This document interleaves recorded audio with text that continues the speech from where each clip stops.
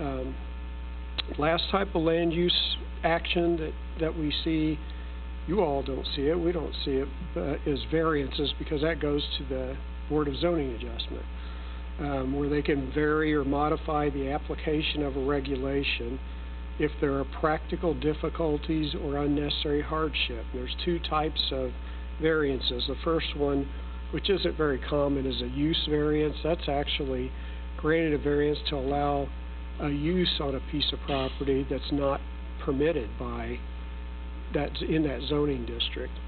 Don't see that very often. The more common one is what's called an area variance, and the most common thing is someone seeking relief from a setback restriction.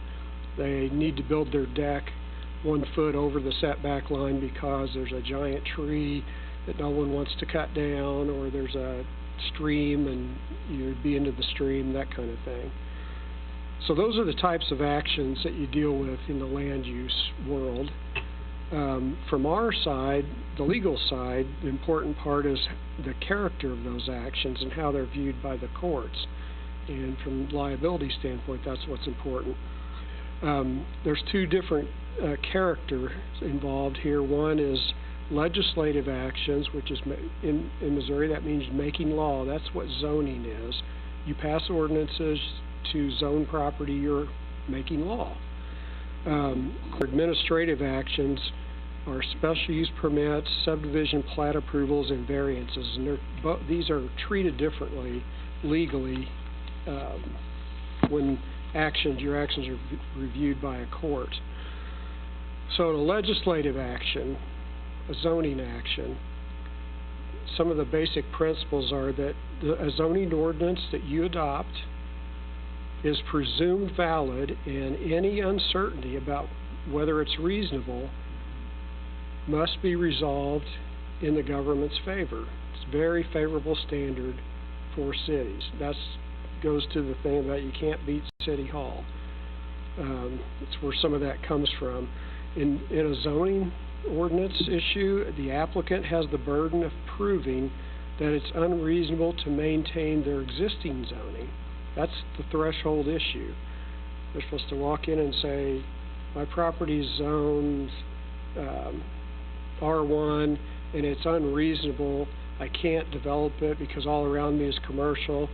It's more reasonable for it to be multifamily, for example. They're supposed to demonstrate that. And what they're entitled to as a property owner with zoning, what you're entitled to is a reasonable use of your property. Sometimes you'll hear people say, the highest and best use is X. Well, it doesn't matter. In zoning, it's a reasonable use of property. Highest and best use is when the government is condemning your property and taking it. You're entitled to compensation based on the highest and best use of the property. But with zoning, you're just entitled to a reasonable use of your property, taking into account all the things we were just talking about. And just to demonstrate the legal standard on this, and we'll move on, what the court says is if it's fairly, this is their term, fairly debatable as to whether you were right or wrong in your decision, the courts they're to defer to you.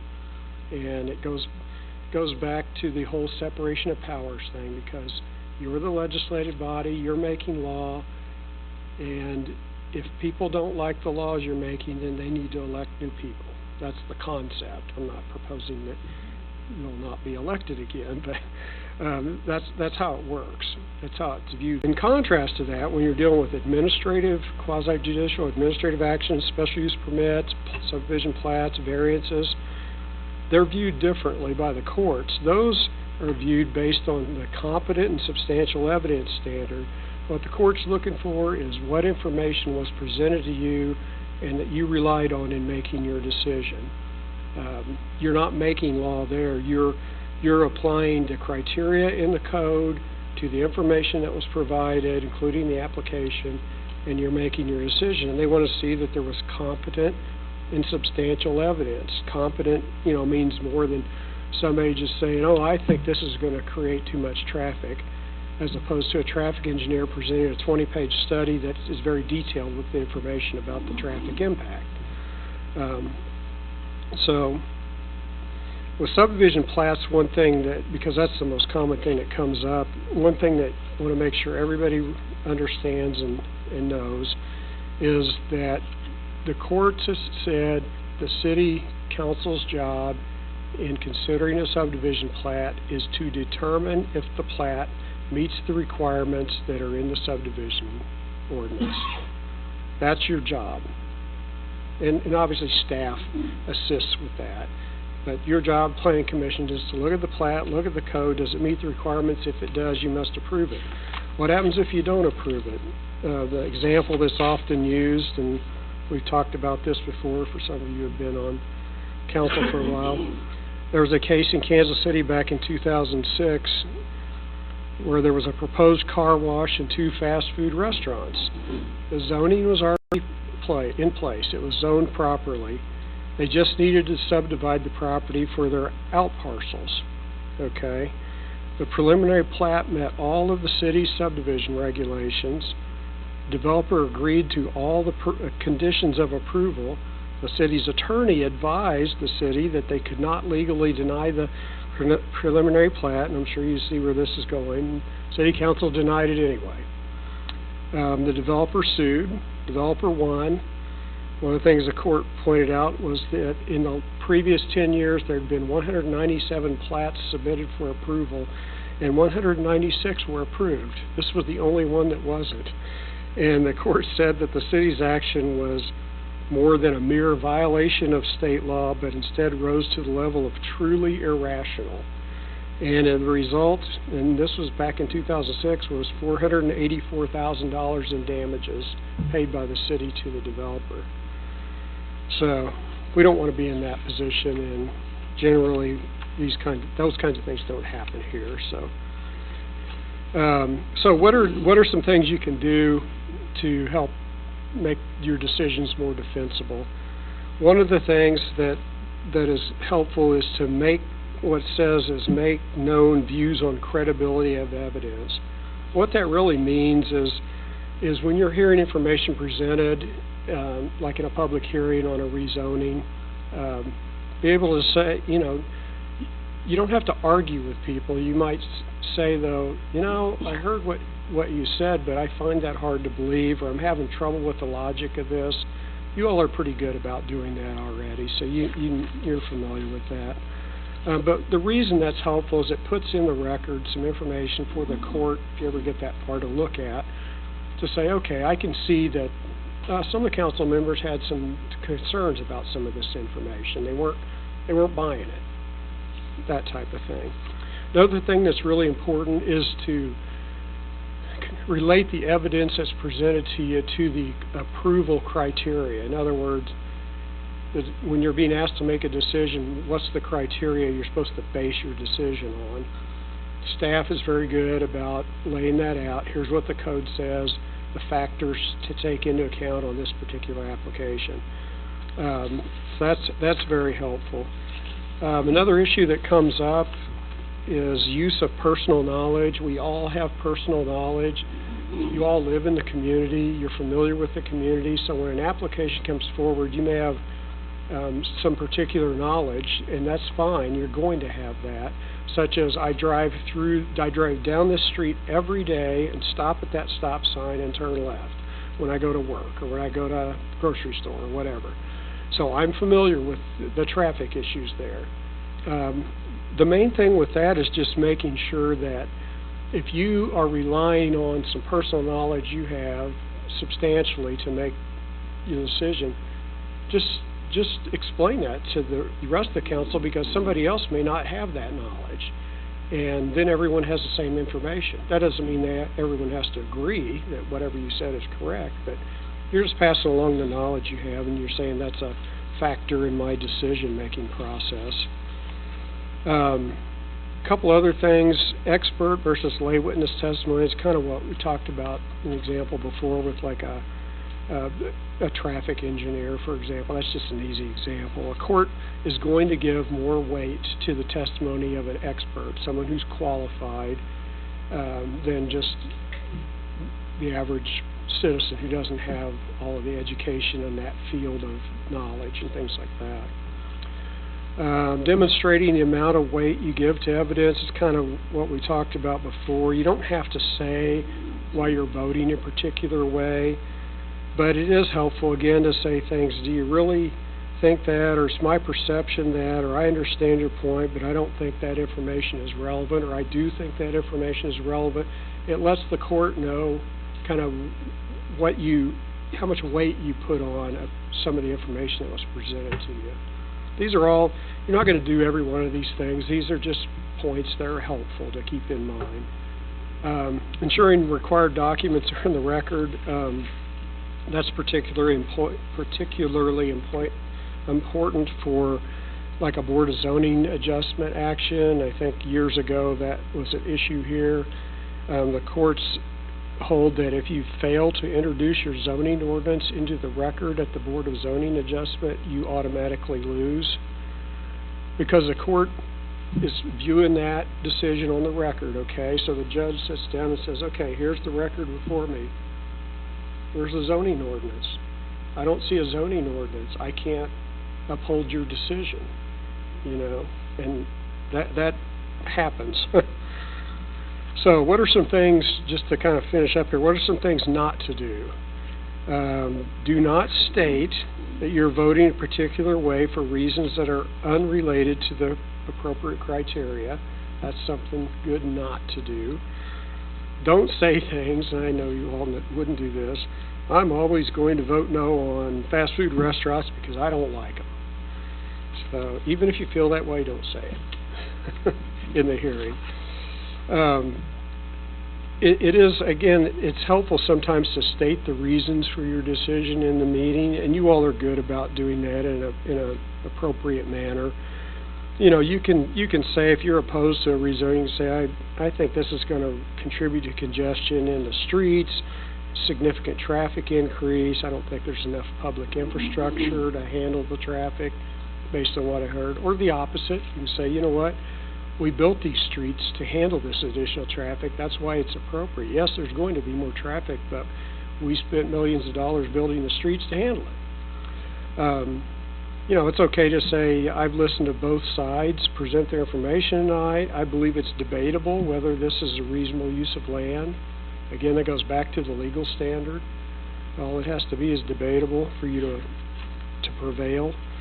But what you don't want to say is, and I've had people do this before, especially after a long, not here, in other places, after a really long evening of hearing, don't say, well, I really have no basis to make a decision, but I'm just ready for the vote.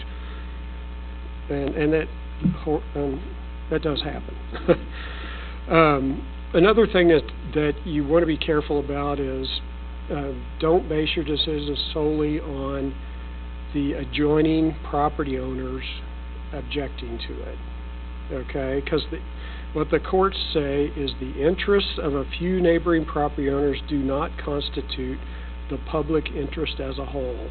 Now that doesn't mean you ignore the adjacent property owners, because frankly they're more affected than someone on the other side of town.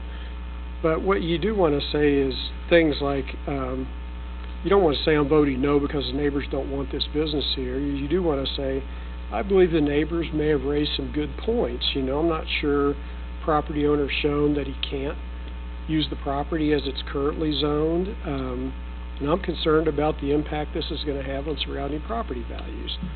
There you're taking into account the neighbors, but you're not just saying, well, the neighbors object, so I'm going to vote no. One other thing, you can't use zoning authority as a way to regulate competition. Sometimes that'll come up where people will be concerned about, well, if we approve this, you know, we're going to have, for example, we've already got enough grocery stores. If we approve this, one of them's going to go out of business. You know, we've already got too many grocery stores in town. That's not your job in zoning. That's the private marketplace to deal with that. Zoning is to determine what's the reasonable and appropriate use of the land. So with that, I'm going to finish. There's a few more things on the outline that talk about ethical considerations and things, but you all can take a look at that, and have any questions, please let me know. Any questions for Chris?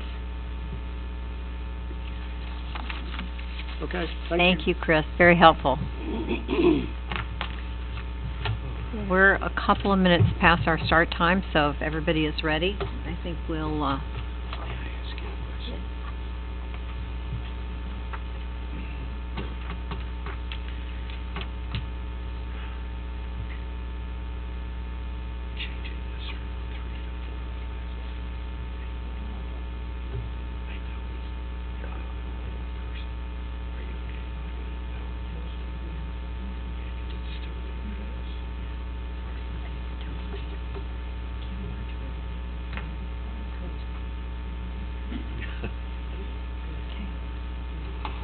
Thank you. everybody ready? Okay. I will call to order the Monday, August 14th meeting of the Gladstone City Council. It's my pleasure to welcome all of you here tonight. Madam Clerk, please note that all council members are present, so we do have a quorum. And if you would rise and join me in the Pledge of Allegiance. I pledge allegiance to the flag of the United States of America and to the republic for which it stands, one nation, under God, indivisible, with liberty and justice for all.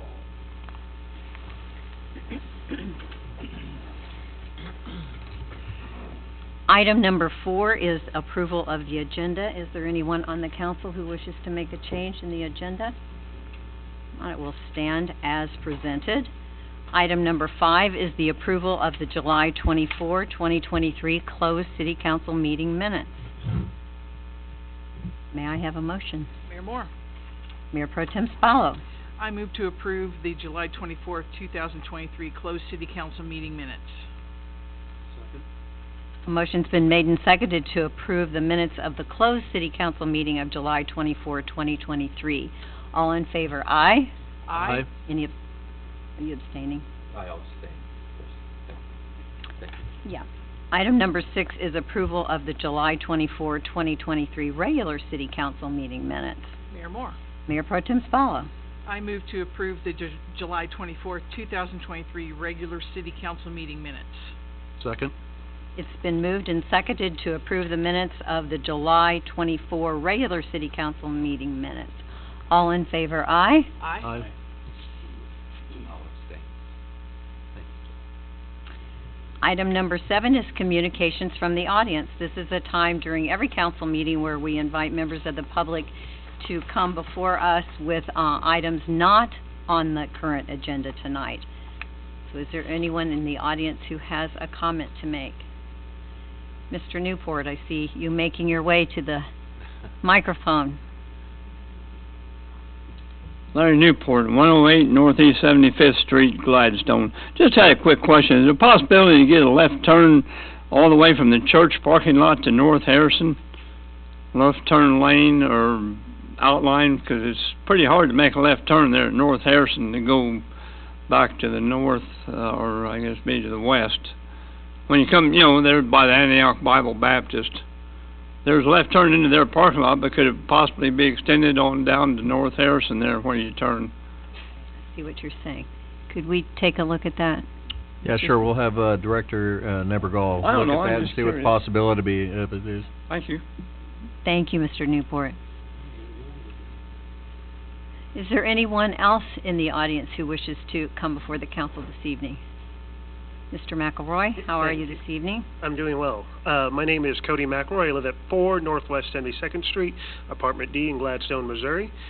I come forward to the council. I did send an email earlier. I do thank you, Madam Mayor, for replying to it about looking into maybe creating a commission to look into being the leadership into finding a solution to the bus problem that's going to come to Gladstone in less than 17 days. I would like to see that we would have that leadership and to be able to start that discussion with Platte and Clay County and the various other cities like Liberty, North Kansas City, Prairie View, and various other entities. So I was just hoping that we could maybe get that started. Thank you. Thank you. Is there anyone else in the audience who wishes to come before the council this evening? Seeing none, we will move to communications from City Council. Councilman Smith. Mayor, funny you should ask since you took away my microphone. I have nothing to say. You have to share. Councilman Mallon. Mayor, no comments this evening. Thank you. We're glad to have you back, by the Thank way. you. Thank you. Councilman Garnos. Thank you, Mayor. I have no tirade this evening. I did want to remind everybody, though, after my bike crash on the trail, that the cyclists, runners, and walkers all need to share the trail. And just want to remind everybody of that since I didn't get that privilege. Thank you. And we're glad that you're with us in one piece. Thank you. Mayor Pro Tem Spalla. No comments this evening. All right. Thank you. Well, I had a couple of events that I attended, and I wanted to share just a bit. I was able to attend the promotion for our 5 police officers who were promoted, and that was Sergeant Paul Hanna, Sergeant Frank Bayless, Corporal Blair Parker, Corporal Jesus Perez, and Corporal Andrew Clary. These gentlemen worked long and hard to achieve this promotion, and so this is an important to them and important to us as members of the community. Also on August 4, I was able to attend the National Night Out, and that's done every year, I think almost in every community. And this was a good success this year. Sergeant Consiglio and Captain Boyston really put this on, and thank you, Chief Ferris, for enabling that to happen as well. But it was a good turnout, and I think it was a great evening, and people, I think, had a good time. So that event just continues to grow every year. So I encourage you to come out to that event and support our local police department. Also on Saturday was our Sunflower Festival, our annual Sunflower Festival at AJ Farm. It was a great success, and I wanted to send out special thank yous to Eugene Suter, who's our farm manager there, who makes all of that great corn and the sunflowers and the pumpkins yet to come happen, along with our Parks and Recs folks. Mary was there all day, I think, and it was very hot. But the sunflowers were very pretty, and it's just there were a lot of people there, and I think it was a great event. So thanks to the vendors and everyone who helped make that event a success this year. Mr. Baer, your turn. Thank you, Mayor. I have several things here. The Certificate of Achievement for Excellence in Financial Reporting was awarded to the City of Gladstone for the city's 2022 Annual Comprehensive Financial Report. And that award is handed out to the highest form of recognition in the area of governmental accounting and financial reporting, and this is the 46th consecutive year Gladstone has actually received the award. So hats off to Finance Director Curso and his incredible staff. Also, we had multiple calls for the torrential rain that we had over the weekend, multiple rounds of it, actually. So hats off to Director Nebergall and his crew. We had a few flooding issues, mostly caused by debris backup in the storm sewer that they had to clean out. And so, and as usual, fire and EMS still functions during torrential rain. I saw multiple calls go out. So, as a person who has done that many times, I usually feel their pain as I sit there and look out the window and watch it torrentially downpour and see calls for service go out. The 5th Annual Restoration Run is taking place on Saturday, August 19th, and the 5K benefits the North Kansas City Schools Education Foundation and the AJ Farm and Museum. And finally, our hearts go out to the family of the Fairway police officer, Jonah Oswald, who was killed in the line of duty Sunday morning. And so we had several officers attend that funeral today, and just please keep his family, the Fairway Police Department, and our own police officers in your thoughts and prayers. That's all I have. Thank you very much. Item number 10 is the consent agenda. Madam Clerk, will you please explain and read the consent agenda? A consent agenda allows the City Council to consider and approve routine items of business without discussion. Any member of the City Council, the city staff, or the public may request removal of any item from the consent agenda and request that it be considered under the regular agenda if discussion or debate of the item is desired. Items not removed from the consent agenda will stand approved upon motion by any council member, second and unanimous vote, to approve the consent agenda as published or modified. Consent agenda.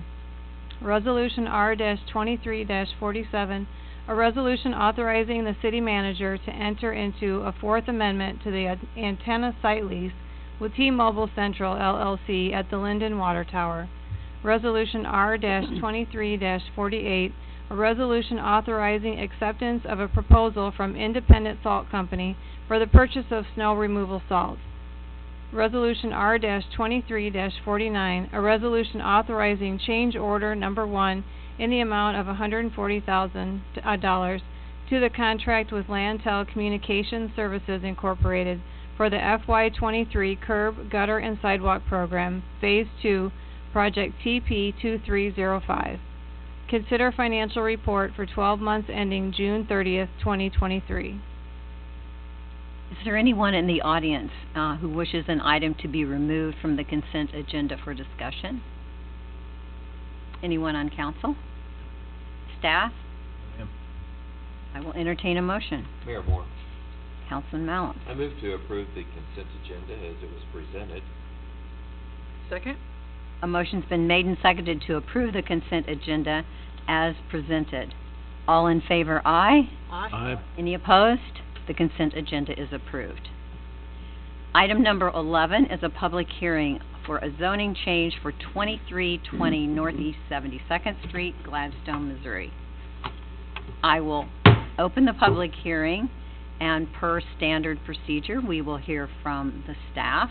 We will hear from the applicant if that is appropriate, then those in favor, those opposed, and then we will close the hearing so everybody has an idea of the process here. Mr. Greer, thank you. Good evening, Mayor, members of the City Council. The applicant is requesting that the city approve a replat of 2320 Northeast 72nd Street in order to build 2 single-family homes on 2 separate lots. Currently, the piece of property is 1 large lot. In addition, the owner applicant is requesting a zoning change from R1 to RP1 to reduce the side yard setback to 5 feet. A planned district allows for flexibility in city standards, and in this particular project, minimum lot standards and setbacks. The proposed size of lots 3 and 4 are approximately 61 feet wide by 125 foot long. In Gladstone, on average, you will see lot sizes between 65 and 80 foot wide by 125 foot long. These proposed lot sizes do not meet city standards. Minimum single-family lot standards are no less than 8,400 square feet, and each replatted lot will be 7,631 square feet. Minimum single-family side yard setbacks are no less than 9 feet each, and replatted lot will have 5 feet. During the most recent comprehensive plan update, there were many discussions about Gladstone's ability to grow and the need for housing density. This project is an example of new quality housing that increases density by allowing flexibility with the current code standards by using a planned zoning district. City staff recommends that the City Council approve the final plat and rezone as submitted. At the Planning Commission, 9 planning commissioners voted yes for both projects and 1 planning commissioner voted no. Thank you. Any questions for Director Greer from the council? Nothing? Okay. Thank you. Is the applicant present?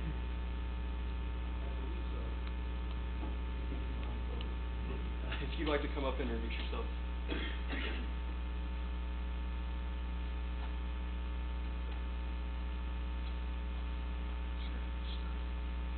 Good evening.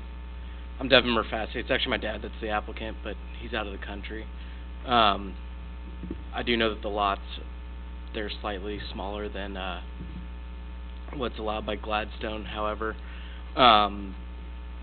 Jim Drolf here was the builder of the 2 houses next to those lots, and they turned out really well, and I think most everyone is in agreement that this would be a great thing. So just here tonight on behalf of my dad.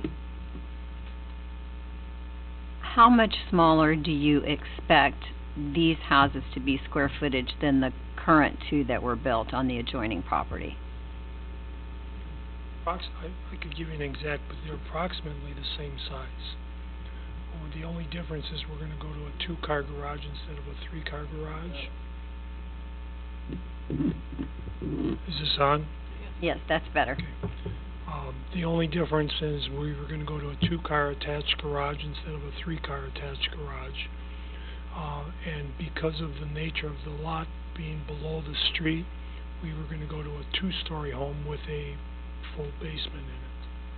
And the houses next door are on a slab. So, we're maintaining the same standard of building standards. We can't hear. Okay, can we, That's my voice. Yeah. All right. I can just translate. Yeah.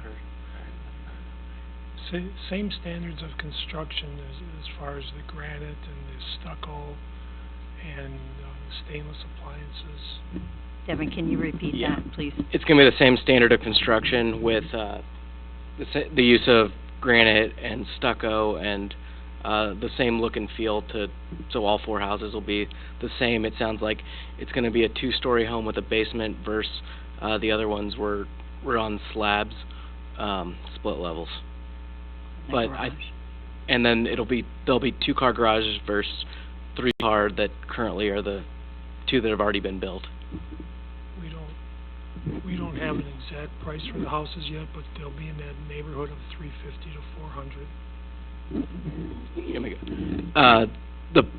The houses will be in the $350 to $400 range, more than likely. Any other changes you want us to tell us about between the 2 new ones to be built? It would have a shared driveway like we did on the other house, so that we have minimal exits onto 72nd Street. There'll be a shared driveway between the 2 new houses so that there's minimal exits onto 72nd Street.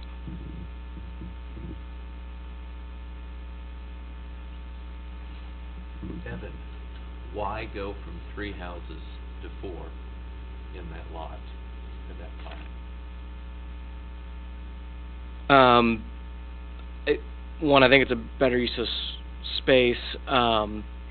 It'll create more of a community feel because there'll be 4 houses that kind of have the same look and feel, and they're really nice homes. So it should improve all the property around it as well.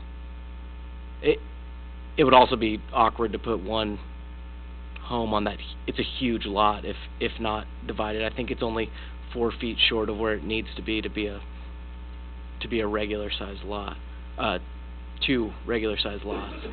The 2-story houses are narrow houses, so from the street you'll have the same effect with the side yards being about 10 feet between the houses.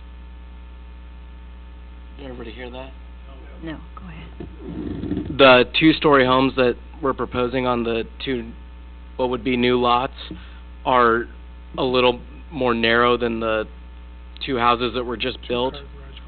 The 2-car garages are narrower, so it'll present the same feel with 10 feet on either side of the houses.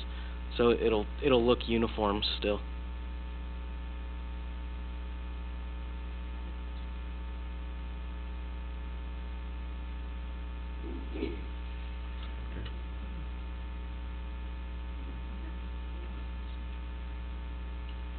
Do you see any concerns or disadvantages that people would have in regards to the change? No, I think you're providing, by doing this, we're providing more comps for the real estate market in that area. I think it can only help. By building an extra home, you're providing more comps for the real estate market. And again, these are brand new builds that should be very desirable by the community. Should this go through, then when do you expect these to start and to be finished? Around the first of the year. Is that started? Starts. The construction would begin approximately the first of the year. And how long were the builds on the last? 10 to 12 months.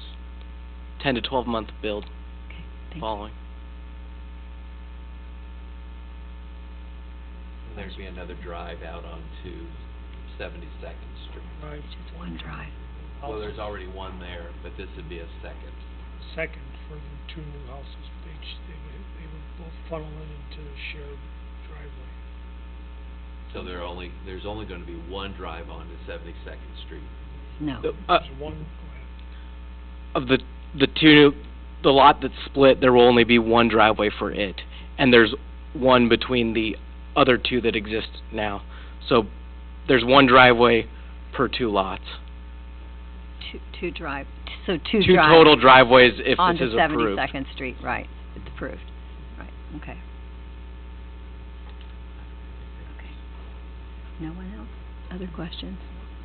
Okay. Anything else that you want to present? Okay, No. thank you. Yeah, thank you for your time.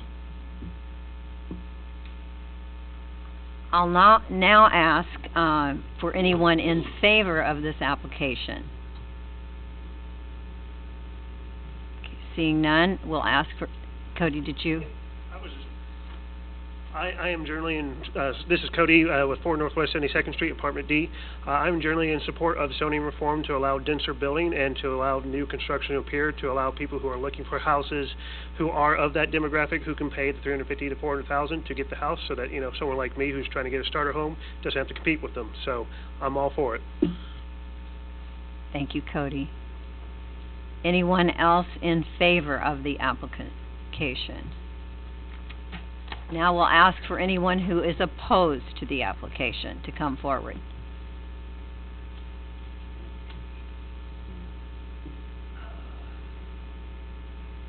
Good evening. Mr. Wages, we know you, but can you give your name and address for the record, please? George Wages, 7201 North Park, Gladstone. Thank you. I have a few photos of that property I'd like to hand out.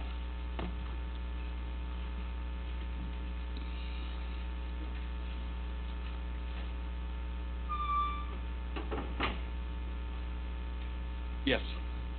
Got one for you if you want to look at it. Are they all the same? Thanks. Yep.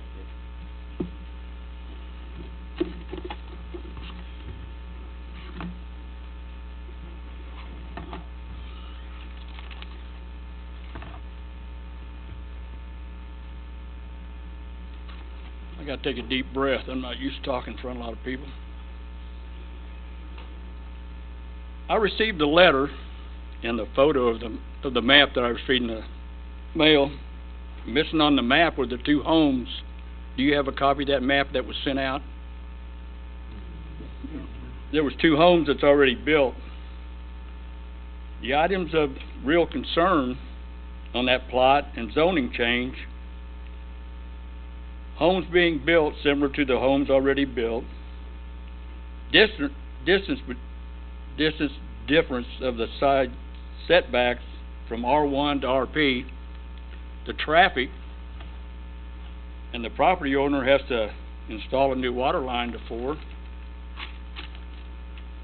Photo 1, looking east on the backside of 7201. He answered, I couldn't understand what he was saying, so I got some questions. I might have a repeat of what the homes have no basement, 3-car garage, driveway in front of homes almost runs the full length of the homes that's there already. Shared driveway to enter and exit. There's a whole lot of enormous slabs of concrete in front of that 2 homes. Photo 2, you will see all that concrete, and if you look at the 2 homes, they look almost identical. And what is the distance between the side setbacks of R1 of 2312 and 2316? What is the distance of them 2 right there? Oh, did you have a picture? Did I give you one? Yeah. I'm assuming it's 9 feet per side, so 18 feet in between the homes. How much? I'm assuming it's a 9-yard setback setback on the side 9? per each home, so 18. 9, that's 18, right? Yeah, Okay. approximately. Okay, well, what will the distance be the side of, RP1? If you built the houses, what would be the distance? So, with the plan district, it would be 5 feet per home, so 10 feet instead of 18 feet. So you're losing 8 feet. 10 feet in between the homes will kind of look like a enlarged duplex. You can almost hook your hose up to the other guy's water deal and wash your car, and what neighbor wouldn't even know it. Let's go to photo 3. From the sidewalk to 72nd. Where will be the, well, I guess would it be 10 feet from that 2316? Is that where you're going to start at, the 10 feet from that house?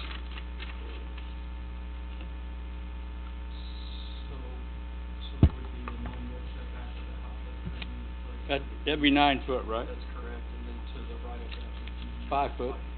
Ooh.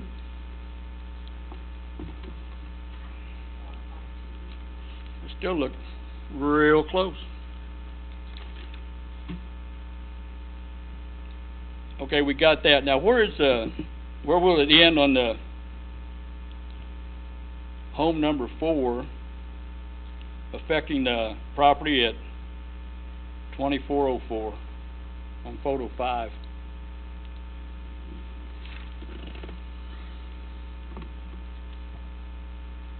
approximately 5 feet 5 feet?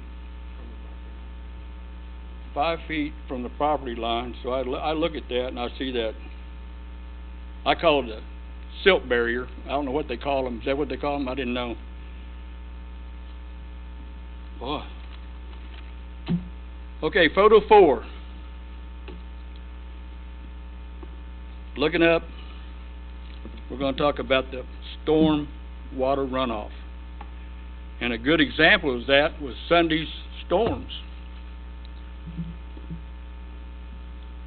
You will see the backside of 2316.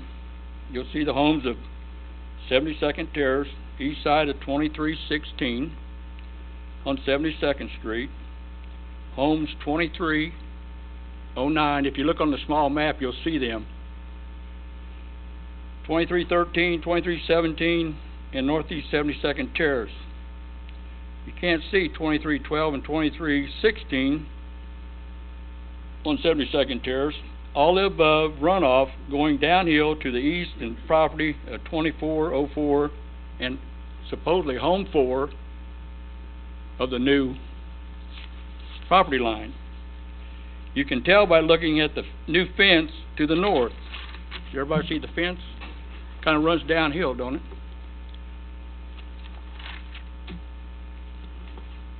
Homes will be closer together because of the side setback.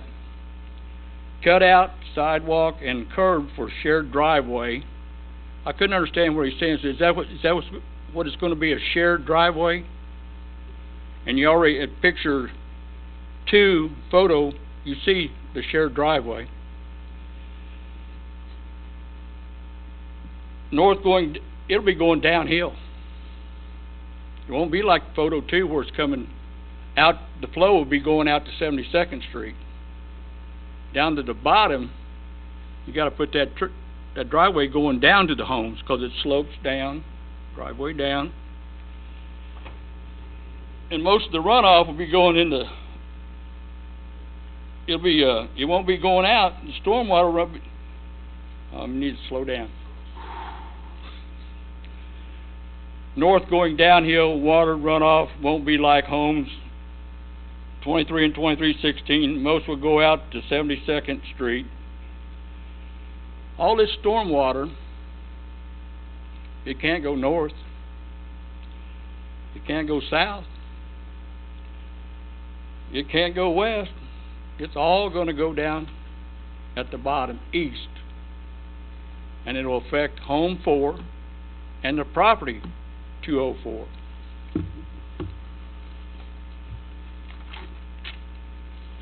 Discuss the traffic. It gets heavy at times. Everybody that lives in Gladstone knows that M1 and 72nd Street,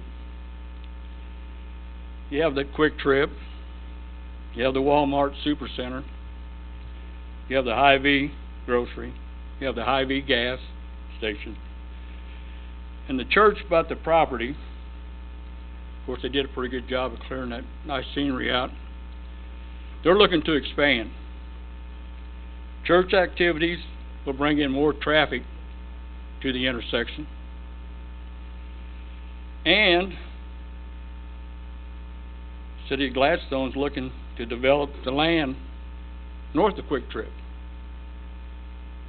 Am I correct on that? I would say the city's looking to develop it, the private property owner. Yeah, but they're looking to develop it sometime. The private property owner, not the city. And that will bring in more traffic at that site. And if you look at it, these homes having shared driveways, the reason for that is it's hard to get out. They can't back out on 72nd. I can't hardly get out 72nd and park. So they're going to move these houses closer to the intersection. We're going to have all this extra traffic coming in. It'll be more difficult for them to get out of that property. At a lot of times you can't get out of that property.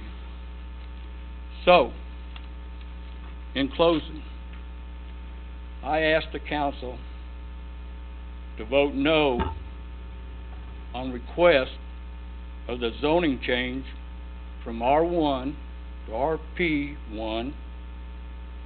Thank you for your time. Thank you, Mr. Wages.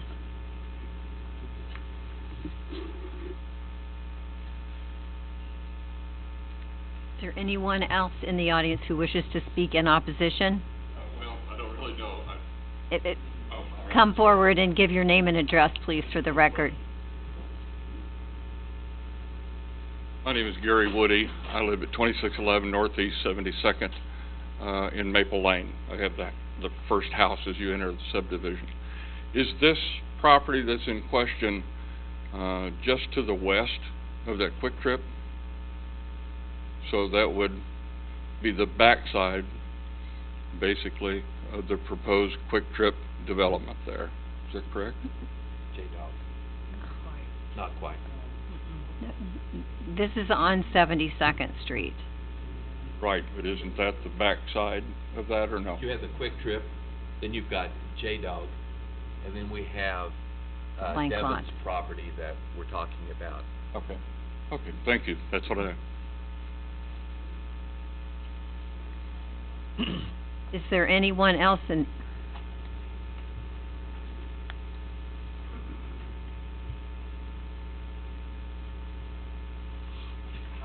Chad Hawkins. I own the property that's right next to the houses. The picture 5. I was worried about the drainage, the water drainage from the houses. Yeah, everything goes to my house. This last one, it was decent of water, but that would worry me about the water drainage. That's my biggest concern. Okay. Thank you. Thank you. Is there anyone else?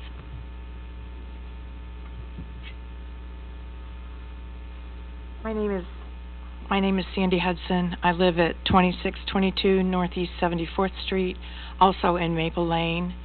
Our subdivision is across from the proposed new Quick Trip development, and we have major concerns about the traffic that's happening. I mean, there's so many accidents at 72nd and M1 Highway.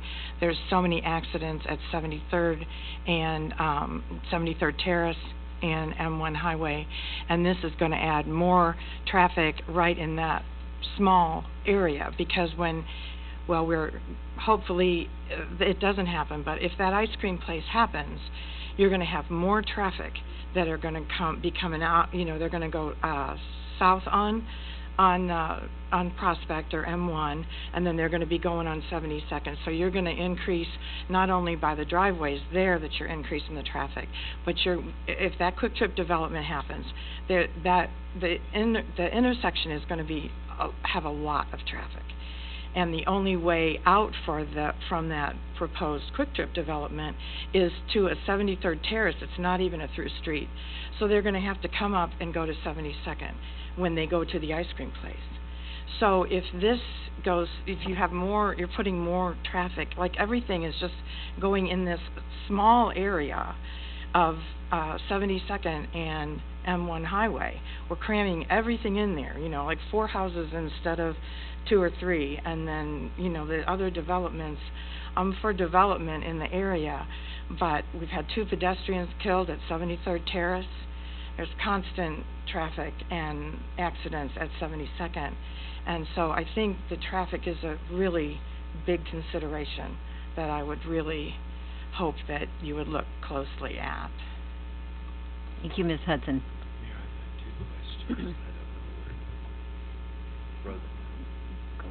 Okay, thank you. Question for Director Nevergall, and then one for you, Director Greer. Austin, the land that was cleared there at 72nd and M1 that I assume that the church owns, have you heard of any plans in regards to the church having a drive that would access onto 72nd Street? So we've met with the church a couple of times over the past 6 to 9 months. We have seen preliminary site plans, and there is already an access point on 72nd Street that would be where they're hoping to pour a new parking lot. I do believe they desire to use that access point, but they're just preliminary plans at this time. Okay. Thank you. I did not know that. Thank you. And Tim, do you foresee any problems with stormwater runoff with, if it's approved, 4 homes being built there with the concrete onto 72nd Street?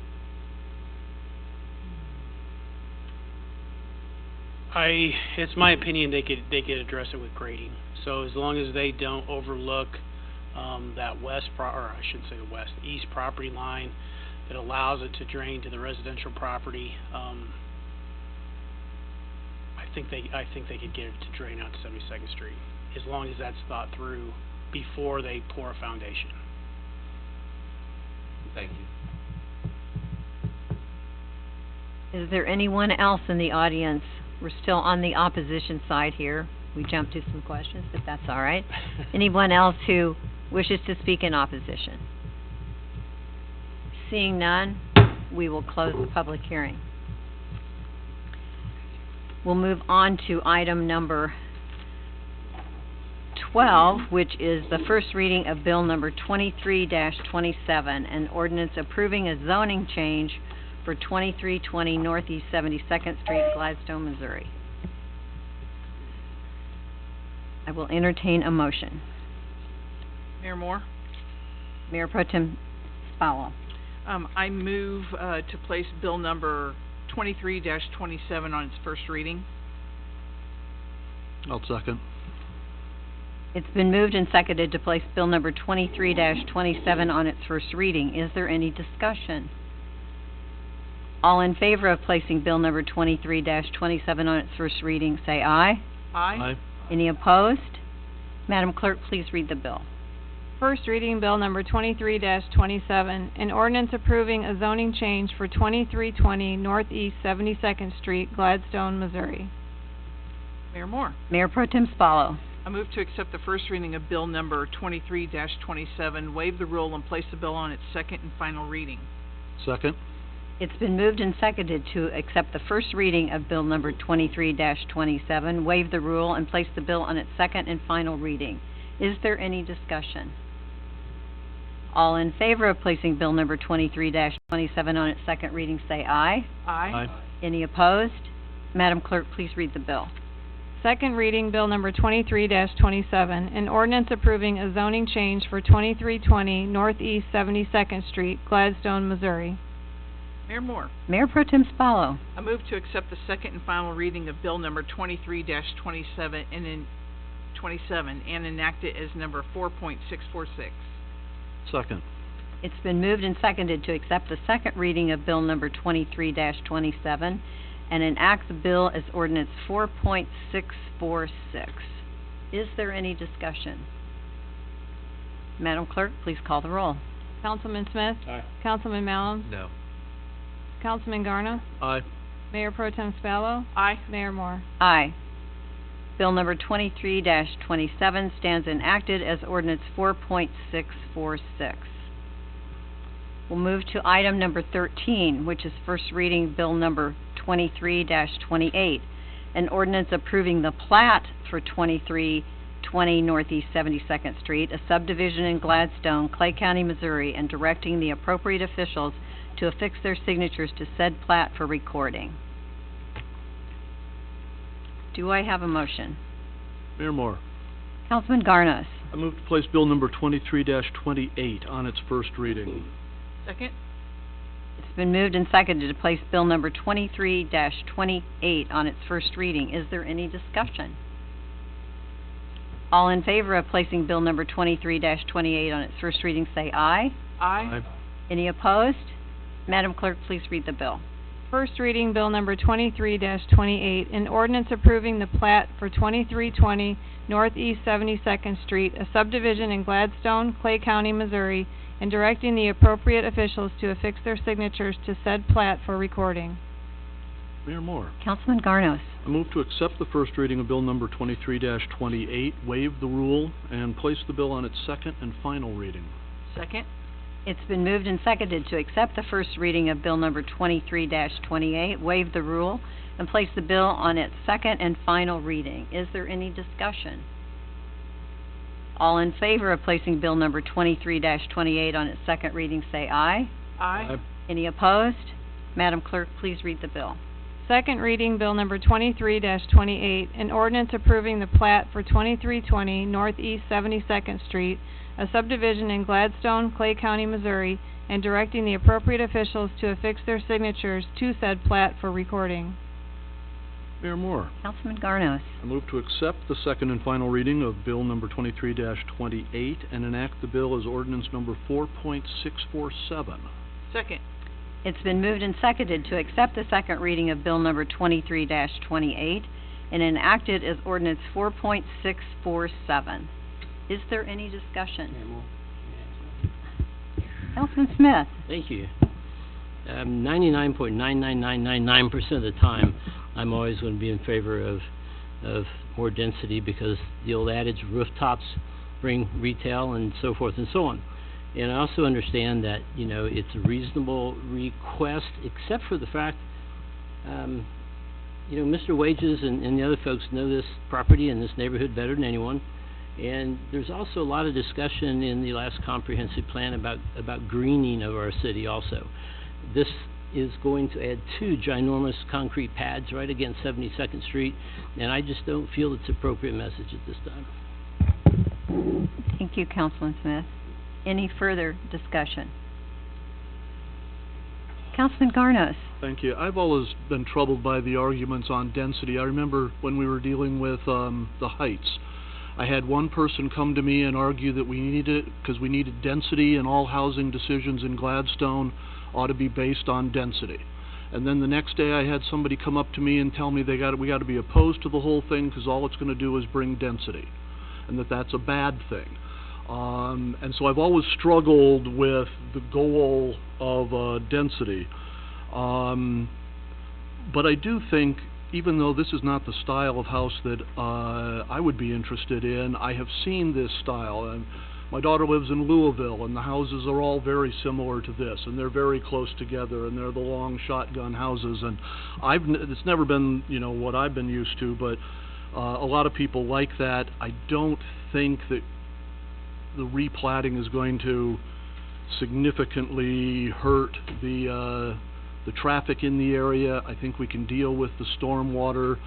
I think we have other pressures on that area for traffic that are going to be considerable, but I don't think 2 more, you know, an extra home is going to break the bank on the density or on the traffic issue. So I believe I'm gonna be supporting this just to because I like seeing new houses in Gladstone. Thank you. Thank you. Any further discussion? Comments from anyone? Madam Clerk, please call the roll. Councilman Smith? No. Councilman Malum? No. Councilman Garnis? Aye. Mayor Pro Tem Spallo? Aye. Mayor Moore? Aye. Bill number 23-28 stands enacted as ordinance 4.647. We'll move to item number 14, which is the first reading of bill number 23-29, an ordinance approving a Sixth Amendment to the Cooperative Agreement for Sewer Service between the City of Kansas City, Missouri and Gladstone, Missouri, revising the fee schedule associated with the disposal of lime sludge and authorizing the city manager to execute the agreement on behalf of the city. Mayor Moore, Councilman Malums. I move to place bill number 23-29 on its first reading. Second? It's been moved and seconded to place bill number 23-29 on its first reading. Is there any discussion? All in favor of placing bill number 23-29 on its first reading, say aye. Aye. Any opposed? Madam Clerk, please read the bill.